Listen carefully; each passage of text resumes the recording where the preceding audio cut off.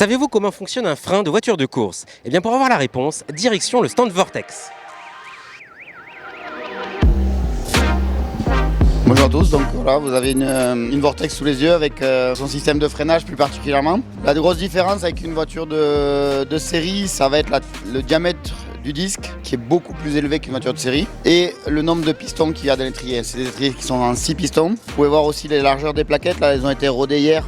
Elles font plus de 30 mm d'épaisseur. Après, les points communs, c'est les mêmes matériaux, exactement les mêmes matériaux que sur une voiture de série. Par contre, la longévité, elle est beaucoup plus importante. Si on mettait des freins de série sur ce type de voiture-là, on ne pourrait pas faire plus de 10 tours. L'autre différence, c'est qu'on a des disques qui sont flottants par rapport à une voiture de série où c'est des disques fixes. La dernière grosse différence, c'est qu'on n'a aucune assistance de freinage. Donc le pilote, pour information, sur un circuit comme Navarra, il met 125 bars de pression sur la pédale au freinage de la ligne droite de derrière. Et ça, c'est une grosse différence parce que c'est très fatigant pour le pilote, mais en termes de sensation, c'est quand même beaucoup mieux. On a la spécificité sur cette voiture-là d'avoir ces petits câbles qui rejoignent le boîtier électronique, donc c'est un système d'ABS. Donc la voiture est pourvue d'ABS. On a aussi un gros système de refroidissement d'air parce que, en particulier à Navarra, on a beaucoup de freinage sur des chaleurs assez importantes et on est obligé de vraiment beaucoup refroidir parce que sinon on a une usure de disque qui serait trop importante. Voilà tout.